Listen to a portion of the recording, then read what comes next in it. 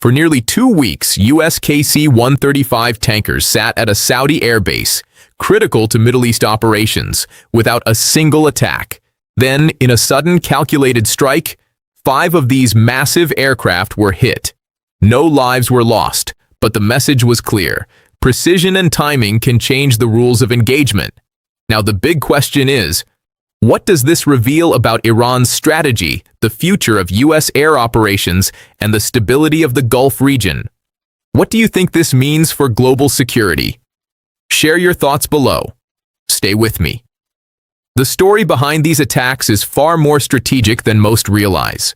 For nearly 2 weeks, U.S. KC-135 tankers were stationed at Prince Sultan Air Base in Saudi Arabia, quiet, almost invisible giants of the sky, yet crucial to Middle East operations.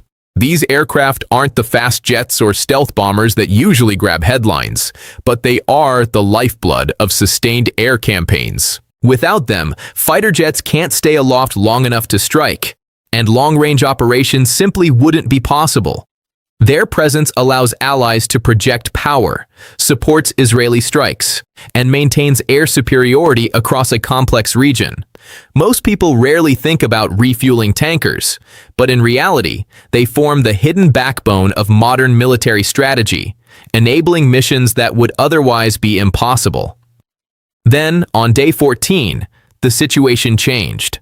Iran launched a precise missile strike, targeting 5 KC-135 tankers on the ground. Remarkably, no U.S. personnel were killed, yet the operational impact was significant. The attack disrupted logistical operations, forcing military planners to reassess deployment and mission planning. While headlines often focus on casualties, the real story here is strategic. It's a reminder that timing, precision, and positioning can carry as much weight as sheer firepower. Understanding the significance of these tankers requires a closer look at location. The United States operates over 470 KC-135s globally, but the ones deployed forward in high-stakes areas are disproportionately valuable. Losing just a handful in a critical theater can complicate missions, slow strike tempos, and introduce vulnerabilities in what might otherwise seem like an overwhelming air advantage. This isn't about numbers alone.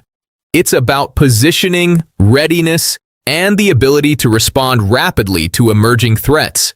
Forward-deployed assets face higher risk, and every strike teaches lessons about operational priorities and strategic vulnerabilities. Iran's approach to these attacks is equally revealing. This was not a random act of aggression. The sequence, first demonstrating in-air vulnerabilities through an earlier attack and now hitting aircraft on the ground, reflects a methodical, phased strategy. Each action was deliberate, designed to teach lessons, gather intelligence, and project power, without sparking full-scale war. Asymmetric strategies often rely on patience, psychology, and careful timing, rather than overwhelming force. Observing Iran's moves, it's clear these attacks are part of a broader curriculum in military strategy, a test of responses, a demonstration of patience, and a calculated effort to maximize effect with minimal risk. The operational consequences of the strike were immediate. The damage forced U.S. forces to disperse their remaining tankers across different airfields. This complicated refueling schedules, slowed planned strike operations, and increased mission costs. Every delay ripples through the chain of command, affecting fighter availability, reconnaissance missions, and support operations. This shows that a single, well-executed strike against infrastructure can have outsized effects, slowing an air campaign and allowing adversaries more time to reposition or evade. In strategic terms, efficiency and logistics are as vital as the weapons themselves, and attacks on these systems underscore the importance of protecting critical nodes. Beyond the military calculus, there are regional implications to consider. Saudi Arabia, hosting these tankers, finds itself indirectly targeted. The strike adds pressure on political leadership, affects economic interests, and reverberates across Gulf security dynamics. Shipping costs fluctuate. European allies apply diplomatic pressure. and the perception of stability in the region is challenged. Even without direct combat on its soil, the kingdom faces consequences that extend into trade, investment, and domestic policy. For viewers trying to understand the broader picture, it's a reminder that military operations rarely exist in isolation. Every tactical move can have geopolitical and economic effects far beyond the immediate strike zone. Iran's actions also serve as a lesson in global military strategy. Targeting support infrastructure rather than frontline fighters demonstrates a sophisticated understanding of asymmetric warfare. Other nations watching this sequence can learn similar lessons. Vulnerability isn't always in the most obvious targets.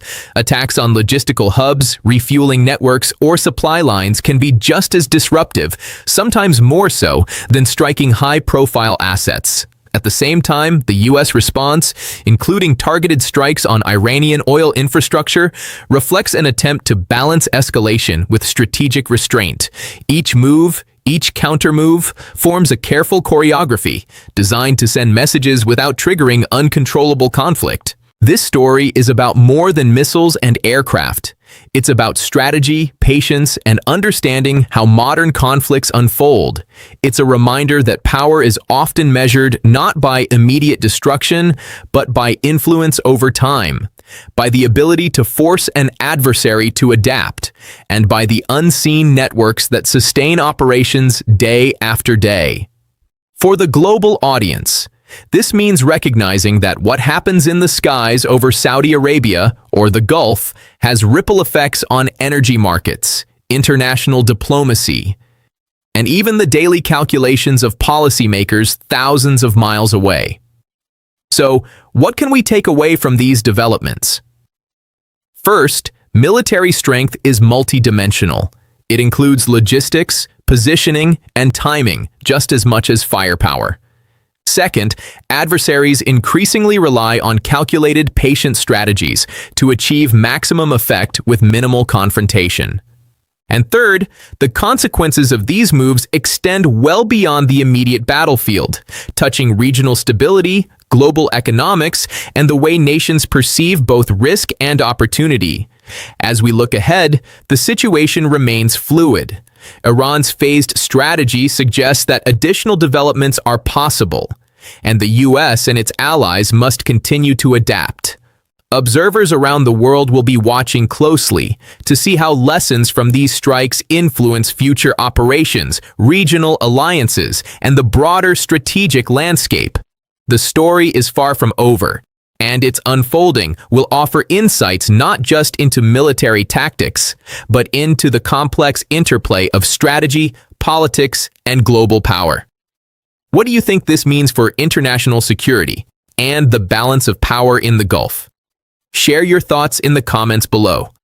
Understanding these developments together helps make sense of a world that's increasingly interconnected, yet unpredictable. Stay with me. The coming days may reveal the next phase of this strategic chess game, and the implications could reshape how nations prepare, respond, and project power across the Middle East and beyond.